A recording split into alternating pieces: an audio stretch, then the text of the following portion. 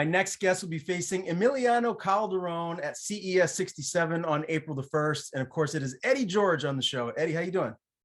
I'm doing good, brother. Thank you for having me on. Nice talking to you. I'm excited to see you fight again. You're 4-0 as a pro now. All 4 wins, round 1 finishes, man. So you're clearly off to a fantastic start as a professional. How has this camp been thus far? It's been a beautiful camp. I've had so much growth from after finishing my last fight in September till now.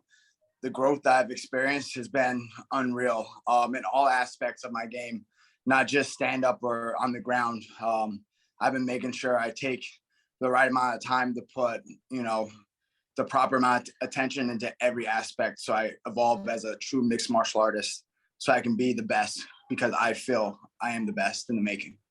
Is that a testament to the people that are around you too? Like your team at FAA, your training partners? I know you got a bunch of killers around you day to day. Yeah, it's a testament to the standard we keep in the room and also the standard I keep for myself. I've been at FAA since day one, and I've been growing and evolving there, but also taking the time to go and cross train other places or making sure I go and get the extra help I need. Just to put myself in uncomfortable situations and make sure I'm getting challenged because, I have a great gym with FA, but when you're at the same place forever, it could get not stagnant, but you could get comfortable with the same sparring partners. So I've been making sure to add in having the new partners on top of, FA. Very good. Where are those other places that you're visiting and training at? So I've been going and doing jiu-jitsu at Essential Jiu-Jitsu and White Plains with JT Torres, one of the best, no-gi grapplers in the world. I've been boxing under Chad Dawson since August. So I've been him and one other guy, Brian De Jesus. I've been boxing under them since then, and just training with them and going to other boxing gyms and getting sparring rounds with other pro boxers and just learning the sweet science of boxing. I've been going to Jersey a little bit and cross training at Tiger Showman headquarters, going with those killers there. So, I understand how important it is to make sure you evolve in this game that evolves at a split second. So I don't leave any stone unturned. I take this job very seriously. This is a passion, but at the same time, it's a job and I take it serious. When you are at FAA, who are the main guys you're sparring with there? So I have a good bit of guys that come in. So I have Vinny De Jesus. I'm not sure if you are familiar. He's fought on Bellator for LFA. I have Marcus Cernan, who's fought for Bellator before. I have my coach, obviously Nick Newell, who watches over me and watches my rounds, but also he is quick to jump in if I'm needing him to give me some work. I have Justin Sumter. I have Alex Seneco, who's a very, very gifted black belt in jiu-jitsu. He helps me out a lot with my jiu-jitsu. And then just a lot of hungry up-and-coming guys that haven't hit a big stage yet, but they're nothing but killers, and they give me a good push in the room. You don't have to be in the UFC to always get be able to push somebody. Mm-hmm. For sure. Everyone starts somewhere. Since you mentioned Justin, I have to ask, obviously, he's the main event of this card. He's fighting for the middleweight title against Eric Spicely. How excited are you to be fighting on the same card as him? And give me a little inside info. How is he looking in camp? I'm sure pretty darn good, right? That man is a specimen.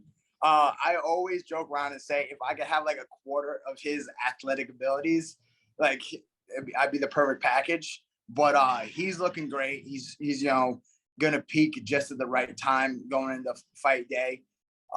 He's had great rounds. We train side by side. He's also been working on his jiu-jitsu and boxing like I have. And I'm excited. The last time both of us fought, actually, it was on the same card in September. And we both came out with a W, and we're looking to do a two-peat again. Going there, same arena, same card together, and walk out both smiling at the end of the night.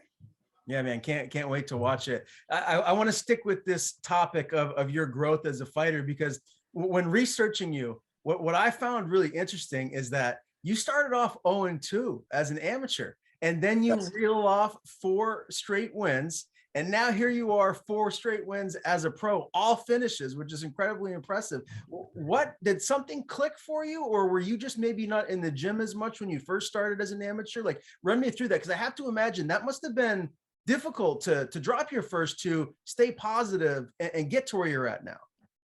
That's what you just said right there. The last thing you said was keep positive.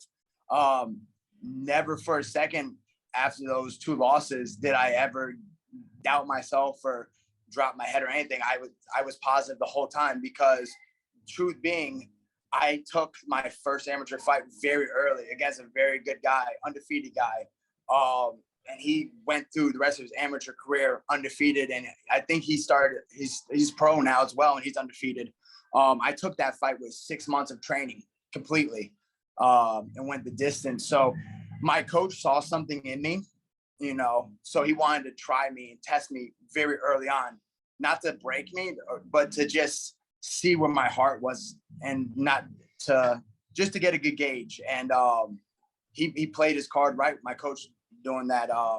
And I just stuck to the process and kept biting down my mouthpiece and said, I'm gonna get better. I'm gonna get better. I have a winner's spirit and a winner's mind. I won't break. I won't quit. It doesn't matter, in practice, in a fight, in between rounds. I just keep coming, and that's helped guide me. So I just took those losses as learning curves and just kept evolving and growing, which made me the man who I am today. I love that answer. I wanted to ask you too, about going deeper into fights. I mean, obviously you're not getting paid by the hour in there. You want to get in and get out of there as quick as possible. But like, do you sometimes think to yourself, like, man, I'd like to go deep, and maybe the distance, 3 rounds, or maybe even a 5-round, title fight? Like, is that something that crosses your mind, or do you feel like some people might, be like, this guy, he's just real strong early on. If we can drag him into deep waters, maybe we can beat him. Like, what are the discussions like in the gym when it comes to that? To be honest, I have amazing cardio, so I hope someone's thinking that. That would be great if that was someone's game plan against me. I don't ever have that conversations with my team, because my conditioning isn't something to question. I'm in shape year round. My conditioning is always spot on. So that's just how the cards have fallen with these past, 4 fights. I always go in there I don't go in there to try to like come out the gate hot. I go out there and I set the tone, and that's just how the cards have fallen. If I was to finish my next fight in the 2nd round, 3rd round, 1st round knockout, decision, it doesn't matter. I don't go out there. I learned that lesson in my 2nd pro fight. Going back and watching that fight, you won't be able to tell, but in the fight, I felt it. That I was hungry for the knockout. I was searching for the finish, and I was very unhappy with my performance in that fight. Going back and watching it, I couldn't really see it as much, but I remember feeling that in the fight. So since then, I picked up and I learned from my 2nd pro fight that just to be patient. I like the fight, so why rush it? At the end of the day, like, I have great cardio. I could push a pace. Don't rush it. Just go out there and like work my feints, work my angles, and let the cards fall how they fall, and just have fun fighting. Things have sure been working out good for you so far. So you're clearly doing something right. As far as that weight cut to 155, like, what do you walk around at? And typically, how easy is it for you to get to 155? It's not. I always tell people this with cutting weight. It's never easy. Even like, I don't think there's anything as like an easy cut. It's just doable, more doable than others. And like, the more you get proficient at cutting weight, the more doable is. It always sucks. I don't think it matters if you cut 8 pounds, 10 pounds, or 15 pounds. Like, ultimately it sucks. I'm not huge for my weight class. Like, I'm 5'9". I walk around like $175. Sometimes I'll get up to 180 out of camp. I'm not a humongous guy. I'm dense, but yeah, like, cutting's never like a fun thing or easy. I do it because it's part of my job and I'm proficient at it, and that's just how I look at it. And I don't overcomplicate or stress it. I am happy though that this fight's going to be at 170. So. Okay, yeah, I was going to ask, like, is that something that you were going to be transitioning to welterweight? Because I noticed, historically speaking, you're a lightweight. Yes, I am. I am a lightweight, and I'll tell anyone and everyone that all day, every day. It's like, I'm a lightweight. I'm a lightweight. I'm not a welterweight. My last fight in September, I fought welterweight only because it fell into the situation of, do you want to fight or do you not want to fight? And it was like, yeah. Or also, no. Was it? No, I'm lying. I'm sorry. My last fight was welterweight because I just fought not even a month ago, and I couldn't make 55 again. Right. Yeah. That makes sense. I couldn't make it again, and so it boiled down to, do you want to fight or do you not want to fight? And I asked for the quick turnaround, but like, I'll fight welterweight then, because I wanted the quick turnaround. I wanted to end the year strong, and it was, do you want to fight or not want to fight? And making 55 again in less than a month is not possible for me. This situation, I'm thankful for, Top Game Management, my management team, as well as CES, for being able to work together and like scramble in this, short time to be able to save my fight. My original opponent, I heard he had sustained an injury in training. I wish him a speedy recovery. But, thankfully, my management team at CS was able to find Emilio to step in. He's a lightweight as well, but understandably so, with what was it, a week's time frame, a week and a half, whatever it is. Making 55 can be tough for some people. So I understand, and I'm cool to go to 170 for that. I've been dieting down and getting ready to fight for 55, but I just was like, you know what? I want to fight. So I'll just eat a pizza and then put a little weight on and then keep training. There you go, man. I love it. So I want to dive into that fight here in a second. Obviously, you were talking about Christian Leonard, your original opponent, pulled out. In steps Calderon. But first, before we get into that, I wanted to ask you: are you full-time MMA? Like, are you just training, or do you have a full-time job too, and you're juggling both? No, this is my job. I train full-time.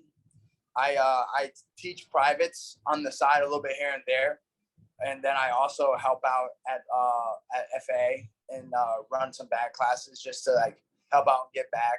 And but yeah, no, this is my full-time job. I used to work at Costco, and I quit my job at Costco back in April 2019 because I was like, you know what, this is I see this trajectory, and I feel like this is the time where I need to cut ties with this so I can fully jump in to this pond and immerse myself in this to be great. And that's when I made the choice. I love it, man. So if you get this win here, you go to 5-0. Where does that put you? Does that put you knocking on the doorstep of a Contender Series fight? I mean, all of your pro fights right now have been for CES, which is a huge promotion, but I have to imagine you want that next step, Contender Series, UFC ultimately. Where do you feel like you are after this one?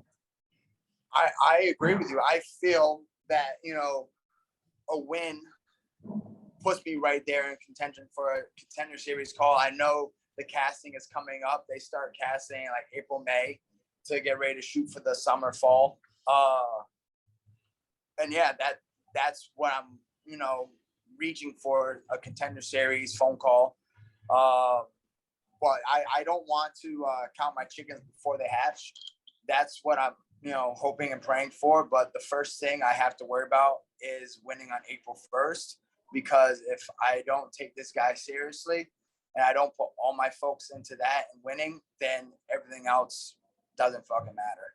Mm-hmm. Calderon, your opponent, he's 1-1, so not quite as experienced as a pro as you are. What do you know about him? What kind of a fighter is he? Not a whole lot. I saw that he won his last fight via TKO with some like elbows and working his clinch game. He seems like a guy who wants to pressure, and looks like he has like kind of like a Muay Thai style background. So that's pretty much the gist I got from him off of one fight. You can't really build a game plan off of watching one fight that was didn't go that long.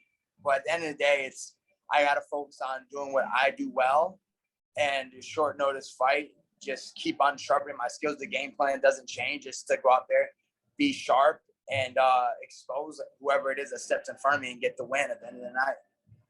How do you get it done? What's your prediction here? My prediction is I come out, I feint heavy, I make him pay. I'm gone when he tries to hit me with my angles, and I just break him away. I chip him piece by piece until he either gets knocked out, or I break his will, or I just pick him away until the end of the third round. Either way, I'm just going to keep chopping away until I get the finish.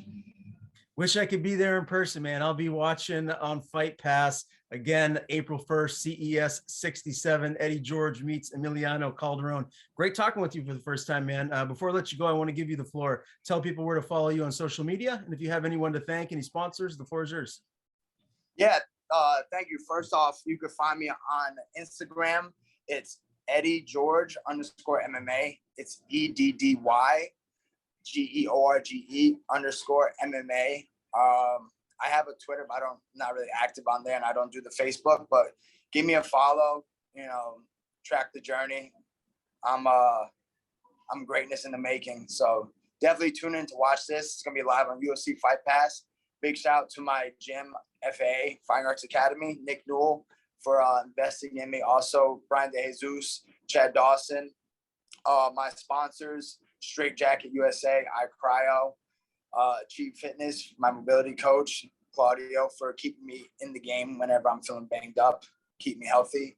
And that's it, man. I'm looking to go out there, put on a spectacular masterpiece, paint a beautiful picture of violence, and really hurt this man and solidify myself as a great fighter in the making.